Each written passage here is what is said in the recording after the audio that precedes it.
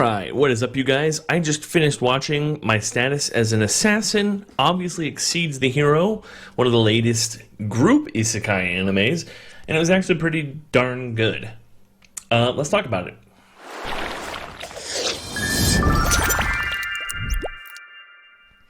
So as mentioned in opening, basically this anime is about a class of students that basically get isekai'd into another world, and when they get there, it's like they were summoned by the king of a nation in this other world. And when they get there, they're assigned classes and stuff like that based on their capabilities and stuff like that. Our main character, Akira, is not the hero of the group.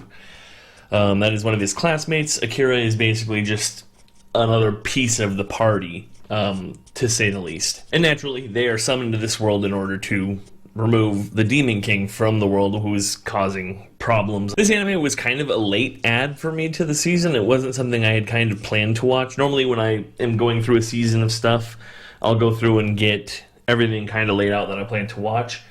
And then as stuff is releasing, sometimes I'll add a show here or there, and in this case, this was one of them. Starting out, wasn't super sure on it, because Akira and Saren, I thought there was some yaoi type stuff going down there. I was expecting the story to kind of take that plot, and it's not a big genre for me personally.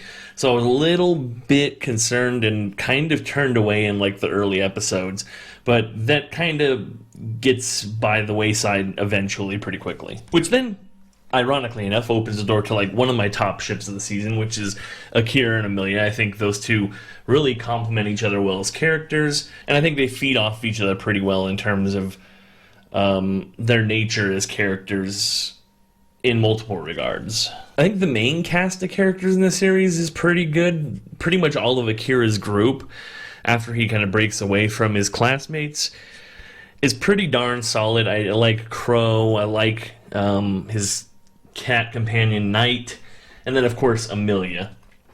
And then without saying too much, I think Akira is a really solid main character for the series as well. I think the character development throughout the series is really well done, and I think the trials and tribulations he faces, not just in person, but within himself throughout the series, is an interesting kind of take on things, especially when you get into the nitty-gritty of the type of things that he's expected to do in this world and how he doesn't want to change as a human being should he ever make it back home to his family. As far as Emilia goes, I think she's one of the best female cast characters in this season of anime. She's super awesome. I kind of have a thing for the elf type stuff, so that goes without saying, but I think she's a super sweet and wholesome character as well. And I think, like I said earlier, I think she complements Akira well in his kind of more quiet and dark, mysterious side. She's very kind of bubbly and friendly and wants to do the right thing all the time. As for the plot, it's kind of broken up into two, I guess, subplots for the most part. The first chunk of the series is basically the forming of the group, and it's its own kind of arc in a certain way. And then the back end, which is where I think you get more of the meat and potatoes of the series, is basically what we end up with from the second half onward of the series. And I think the ultimate lead up to the last episode of the series, the season, I always use series pretty loosely, but just know when I say series, I mean the season. Regardless, I think the lead up to the final episode of the series is pretty interesting, and then I thought the final episode was pretty climactic in some way. There's a few things I wish were done a little bit differently, but I don't really want to talk about it too much because, like I said, I try to avoid being too heavy on spoilers in these types of reviews. For this series kind of being one that I added late, on the spur of things, the art and animation for the series was actually really well done. I was surprised at some of the cuts in terms of the animation, especially in the last episode, and there were a couple other episodes throughout where there was some particularly flashy animation. And then I think I always enjoyed the art from top to bottom, even if it wasn't a necessarily flashy scene.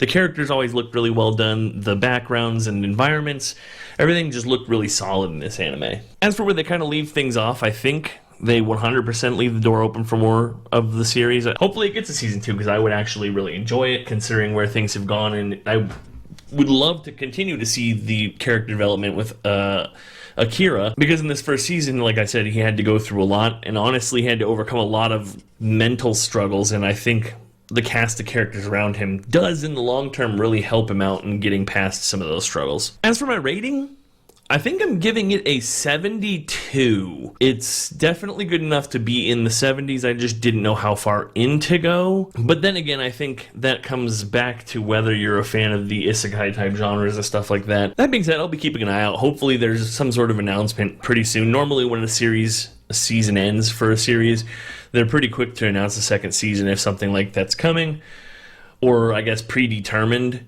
But that's not always the case, so it may be something that pops up at some point down the road. But all that aside, I don't have much more to talk about here. I think we're going to wrap up this review. I appreciate you guys watching, as always, and I look forward to seeing you all next time. I hope you all have a wonderful rest of your night.